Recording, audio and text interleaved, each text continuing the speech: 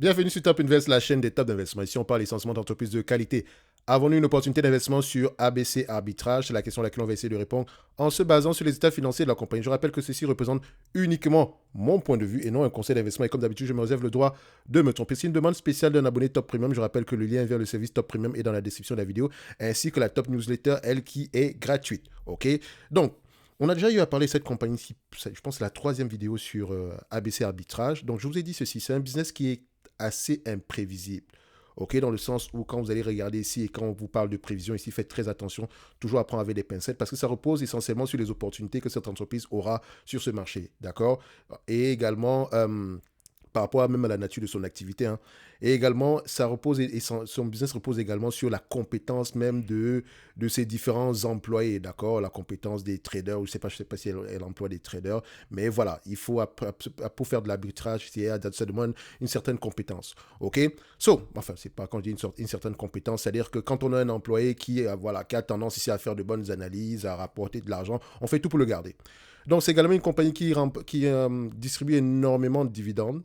OK, donc essentiellement, ce n'est pas une entreprise, quand vous allez l'acheter, c'est pour avoir à peu près, c'est pas une entreprise sur laquelle vous allez rechercher, entre parenthèses, une plus-value ici, même si, en investissant dans les compagnies à dividendes, la plus-value dividende, ça va dans le même sens, d'accord? Si vous recherchez des dividendes élevés, si vous voulez avoir des dividendes élevés dans le futur, il faut absolument avoir un prix d'acquisition assez intéressant. Et vous avez vu, généralement ici, nous, on regarde à peu près le rendement des bénéfices nets par rapport au prix de l'action en date d'aujourd'hui, parce qu'on sait une chose, c'est que le dividende n'est que le résultat de ce chiffre-là, ok? Donc, on continue. Pour cette compagnie-ci, sur la dernière vidéo ici, je vous avais dit ceci. Ce n'est pas une compagnie sur laquelle je vais m'amuser à prendre les revenus, les marges, etc. Tout ce que je veux constater, c'est voir à peu près si on a une certaine stabilité au niveau de ces différents éléments-là. OK? Donc, vous savez que c'est une entreprise qui va avoir tendance à avoir une bonne période, comme des bonnes périodes et des mauvaises périodes, d'accord? Donc, sur la dernière vidéo, on avait pris à peu près 19 millions et 28 millions comme moyenne. 19 millions pour la moyenne à peu près, quand on prend les 20 dernières années, enfin, quand on prend à peu près toute la période qu'on a ici, depuis à peu près les années 2000, cette compagnie-ci a rapporté au moins 19 millions 370. Enfin, quand on annualise un tout petit peu, mais je vais le mettre ça ici en yearly. Voilà, donc ça veut dire 19 millions 250 millions. D'accord? Si on prend sur les 20 dernières années, ça fait 22 millions 480, 22,480 millions. D'accord? Donc 22,48. Donc vous pouvez constater ici que certaines années, on a rapporté moins, certaines, on a rapporté plus, mais on est resté sur cette tendance-là. 20 dernières années, 10 dernières années, on est à peu près à 21,96. 5 dernières années, on est à peu près à 28,10. Donc, vous constatez que sur les 5 dernières années, c'est assez intéressant. Mais qu'est-ce qui s'est passé? Est-ce qu'on ne va pas revenir plutôt au niveau de la moyenne? Parce que ce n'est pas la première fois qu'on rapporte autant d'argent. D'accord? Vous allez constater ici que c'est le cas. Entre 2008 à peu près et 2012, on était à peu près aux alentours ici de 28 millions par là. Et entre 2012 et à peu près 2015 ici, on avait quelque chose en dessous de ce 28 millions. Donc, je ne veux pas avoir précisément raison, je veux avoir le moins de tort possible.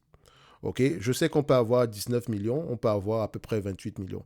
Donc, la moyenne des 20 dernières années, c'est 20 millions.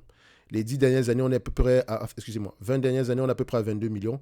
10 dernières années, on est à peu près à 21,96. Donc, voilà, on n'est pas loin du 22 millions ici. OK? Donc, le 19 millions qu'on avait pris précédemment ici, c'est en étant très pessimiste, en regardant sur une longue période de temps. Sans oublier également que ce n'est pas le même business ici qu'à cette période-ci. Donc, il serait même judicieux de prendre à peu près les 20 dernières années. Donc, on va tomber à peu près sur du 22 millions ici en termes de revenus moyens. Je sais que ça rapporte de bénéfices nets moyens. On rapporte à peu près un peu plus en date d'aujourd'hui, tant mieux. Mais je préfère normaliser ces résultats-là. Donc, au lieu de prendre un pourcentage ici, retenez bien ici que c'est en termes de millions. En termes de PER moyen pour cette compagnie-ci, je vous avais montré sur la dernière vidéo ici concernant la compagnie, parce que la dernière également est d'actualité. Okay? Ce genre d'entreprise, en fait, ce n'est pas comme si vous allez l'évaluer chaque trimestre, etc. Hormis le fait d'aller lire les rapports financiers pour voir à peu près ce qui s'est passé. Et le cash essentiellement qu'elle a ici, parce qu'elle n'a pas de dette, ce cash-là est fait pour travailler. D'accord? Je ne pense pas que ce soit un cash ici qui soit destiné ici à la distribution. OK? Donc, elle met ce cash-là au travail pour générer à peu près ce que vous voyez ici comme revenu, marge, etc. Vous voyez ici que c'est un business qui se négocie généralement sur les 20 dernières années. On paye à peu près 13 fois les bénéfices. D'accord? Sur les 10 dernières années, on paye à peu près 15 fois les bénéfices. sur les 5 dernières années, à peu près 15 fois les bénéfices. Donc, je vous ai dit ici que je vais me situer aux alentours de 15 fois les bénéfices. On peut osciller entre 13 et 15 fois les bénéfices, mais je pense que 15 fois les bénéfices, c'est assez correct. 15 fois les bénéfices également, n'oubliez jamais que ça représente également un rendement, soit un rendement de 6,6% par là. D'accord? Comment est-ce qu'on arrive à ce calcul-là? Simple, 100%, c'est le maximum, divisé par 15 ici, ça donne ici à peu près 6,6%. Donc, en achetant cette compagnie, c'est à 15 fois les bénéfices. Vous l'achetez pour un rendement de 6,6% si vous distribuez la totalité des bénéfices nets. OK? Donc, on a notre rendement ici. La dette nette, on n'en a pas, on a plutôt du cash net. OK? Donc, ici, dette nette, ici, dette nette. Donc, je vais mettre ça. On a plutôt du cash net en date d'aujourd'hui. Donc, ce cash-là est destiné à être mis au travail, pas à être distribué. Donc, faites attention. On a 162,70. Je ne sais pas si ça a changé entre-temps. Donc, 162,70. On met ici... dette nette, on a plutôt du cash net, donc je vais mettre ici plus 162,7. OK. Et là, j'ai les différents éléments ici pour calculer la valeur de cette compagnie. Pour essayer voilà, on va essayer de faire l'estimation de la valeur de cette compagnie en date d'aujourd'hui. 22 millions, c'est la moyenne de ce qu'on a rapporté en termes de bénéfices nets sur voilà, à peu près sur les 20 dernières années. N'oubliez pas également qu'on doit prendre en considération ici le nombre d'actions. On aimerait bien regarder ici le nombre d'actions. Est-ce qu'il augmente ou il diminue? Il est plutôt stable, 59,49. Donc, je mets ici nombre d'actions, 59,49. OK? Une fois qu'on a le 59,49, qu'est-ce qu'il nous manque ici? Le dividende, on va y revenir à la fin. Donc, 22 millions. Multiplié par 15 fois les bénéfices. OK? Plus le cash net à 162,7 divisé par le nombre d'actions, à peu près à 59,49. Ça donne ici un prix aux alentours de 8,28 €. OK?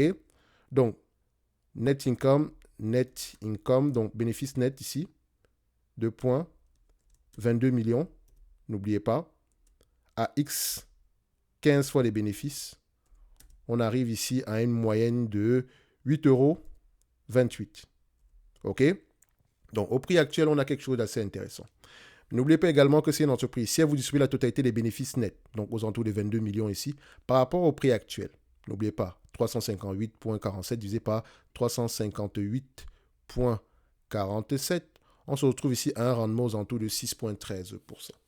Donc, la grosse différence ici vient de la partie dividende, la partie cash. D'accord? Parce que dites-vous que le cash qu'elle a présentement en compte, c'est presque 2,50 € ici par là. D'accord? Donc, si on ne prend pas en considération le cash ici, cette compagnie ici sera correctement évaluée. Si on ne prend pas en considération le cash. Simple, faites le 22, multiplié par 15. D'accord? Ça donne à peu près 330. On n'est pas très loin du 358 millions ici. OK? Donc, il faut faire attention ici. Donc, cette compagnie ici est, je dirais, légèrement sous-évaluée, sinon correctement évaluée. Dans le sens où si vous l'achetez en date d'aujourd'hui, c'est uniquement pour percevoir ce dividende-là, d'accord, qui est généralement versé. Je pense qu'ils ont un payout ratio assez élevé ici, mais voilà. Elle n'a pas besoin de garder énormément de cash également ici. Ce n'est pas un business sur lequel on a une dépense en capital assez élevée, il me semble. Donc, est-ce qu'on peut aller regarder ça ici? Est-ce que les free cash flow vont dans le même sens? Encore que c'est une compagnie financière, là, il faut faire attention à la façon dont on va représenter ces free cash flow-là. Mais j'ai l'impression qu'on va à peu près dans le même sens ici. Mais bref, ce que je peux constater à ce niveau-ci, c'est qu'un business, c'est un business qui est assez imprévisible. Vous pouvez le constater ici, regardez ceci. Plus de rouge par rapport au jaune et au vert. Et surtout sur les dernières années. Il n'y a pas beaucoup d'analyse sur le dossier, donc faites attention. C'est un business assez imprévisible. On ne sait pas combien on peut gagner en termes de bénéfices nets l'année prochaine. D'accord? Mais on s'attend à avoir une certaine moyenne. Donc, en termes de dividendes, ici, vous voyez que le payout ratio ici, en moyenne, est assez élevé parce qu'elle distribue la totalité, généralement la majorité de ce qu'elle gagne. Donc, on a un payout ratio ici. Si on regarde bien, j'enlève la partie du prix ici. Donc, à ce niveau-ci, on est à 72%, 4,21%. Donc, le payout ratio est généralement assez élevé ici. Donc, ce que je fais également ici pour cette compagnie-ci, je sais que ce n'est pas une compagnie qui paie un dividende stable dans le temps. Non. Parfois, le dividende est plus élevé, mais il y a une certaine moyenne que ce dividende-là respecte. Donc, quand vous regardez ici le dividende par action sur les dernières années, d'accord, vous voyez ici qu'on est à peu près une quarantaine de centimes d'euros ici, donc 40 centimes ici. Donc voilà. Donc ici, on prend 0,4 multiplié par le nombre d'actions. Donc si on prend 0,4 ici multiplié par le nombre d'actions, on a à peu près 59,49 fois 59,49. On a à peu près ici, c'est ça? Exactement, on paye à peu près 23 796 ici en termes de dividendes. Je pense que si le dividende ici, En termes de montant versé, dividende pay, comment dividende pay ici, j'espère que c'est ça. Je mets ici sur les annuellement, que ça donne ici à peu près. Je mets la médiane. Je ne sais pas pourquoi la dernière fois j'avais pris 16, mais attendez, on va regarder ça ici. Ok, c'est parce que j'avais pris la médiane en fait. Voilà, techniquement, la moyenne pourrait être une bonne chose ici, mais bon, on est resté assez conservateur ici. Donc ici, sur les 10 dernières années, on verse à peu près aux alentours de 23,48 millions pour les dividendes. Donc techniquement, ici, on n'est pas très loin de ce montant-ci. On va mettre ici 23,5, divisé à peu près par la capitalisation boursière ici à 358,47. Ça donne ici au total un rendement de 6,55%. Donc si moi j'achète cette compagnie ici, je m'attends à peu près à du 6,55%, ce qui n'est pas... Vous voyez que c'est presque 100% de ce qu'on gagne en termes de bénéfices nets ici. Presque 100%. Donc, elle distribue généralement la majorité de ce qu'elle gagne généralement. Mais attention, le bénéfice net ici est plus élevé sur les dernières périodes. On est aux alentours des 28 millions. Donc, faites attention ici. Donc, le payout ratio ici, vous allez voir qu'on va être situé aux alentours ici. Donc, si je prends ça à ce niveau-ci, payout ratio ici, on est à peu près à combien? Ça nous permet de le calculer par rapport à nos 22 millions en moyenne qu'on avait pris ici. Donc, le payout ratio ici en médiane, on est à peu près du 84% ici. Donc, si on a du 22 millions ici, généralement, et qu'on touche à peu près 84% de 22 millions ici, donc on aura à peu près 18 480 divisé par le nombre d'actions ici à 350, divisé par le prix, la capitalisation boursière ici à 358,47, ça donne ici à peu près un rendement potentiel de 5%. Donc, en achetant cette compagnie ici, je m'attends aux alentours de 4 à 5% par là. OK, donc comme je l'ai dit, c'est une compagnie qui peut couper son dividende, qui peut l'augmenter, etc. Mais elle est bien capitalisée. Au prix actuel, c'est assez intéressant, mais quand je l'achète, c'est uniquement pour le dividende. Si on me me propose cette compagnie-ci aux alentours, voilà, des 8 euros, l'action, ce serait peut-être intéressant même pas intéressant, mais voilà, en fait, c'est uniquement une compagnie pour le dividende. Ce qui aurait été bien, c'est qu'elle rachète ses actions, en fait. Je ne sais pas pourquoi elle devrait acheter ses actions.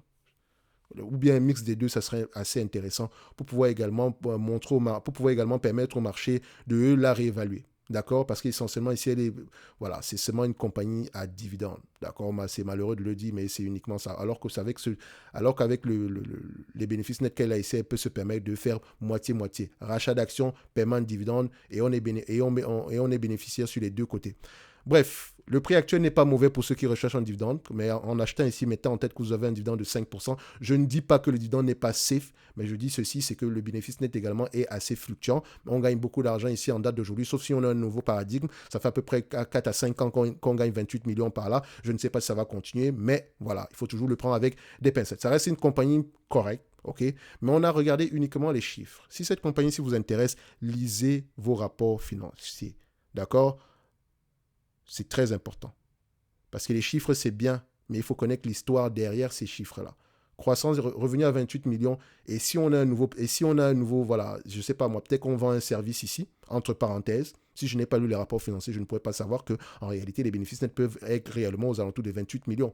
Donc, j'ai essayé d'être prudent ici, mais n'oubliez pas, bah voilà, vous pouvez avoir un avis totalement différent et je respecte cela. Et sachez toujours que j'ai un handicap par rapport à vous qui avez lu les rapports financiers ici parce que je me suis limité aux états financiers. Mais au moins, ça me permet de voir à peu près quel type d'entreprise on a en date d'aujourd'hui et combien est-ce que je pourrais être prêt à payer pour ce type d'entreprise-ci. Et pour le moment, on se rend compte que le prix actuel n'est pas mauvais, mais on ne devait pas s'attendre à grand-chose, sauf spéculation. D'accord? N'oubliez pas, un like, un abonnement, ça fait toujours plaisir. Dans la description de la vidéo, vous avez le lien vers la top newsletter qui est gratuite et ainsi que le service top premium. Et on va se donner rendez-vous sur la prochaine vidéo. Et d'ici là, portez-vous bien. Dites-moi ce que vous pensez de ABC Arbitrage ici.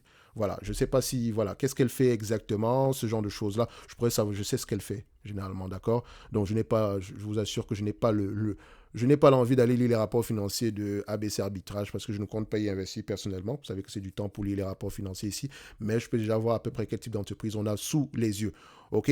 Donc, pour ceux qui l'ont ici, voilà, ça reste une bonne compagnie qui verse un dividende ici, qui fait, voilà, le personnel ici est très important pour la compagnie, mais sinon, pour le moment, on reste à peu près sur la même tendance que la dernière vidéo. Comme je l'ai dit, c'est pas le genre d'entreprise qu'on va réévaluer tout le temps, donc il faut à peu près voir ici que c'est le genre d'entreprise qui doit rapporter de l'argent année après année parce qu'on fait de l'arbitrage. Donc, techniquement, on devrait avoir des opportunités, certaines années plus que d'autres, d'accord, mais c'est surtout ici, voilà, la compétence du personnel ici qui compte énormément, ok, ça, je pense que c'est même ça leur avantage concurrentiel, mais c'est clairement une compagnie compagnie, c'est comme une tirelire ici, c'est uniquement pour pour se percevoir ce dividende-là, ok?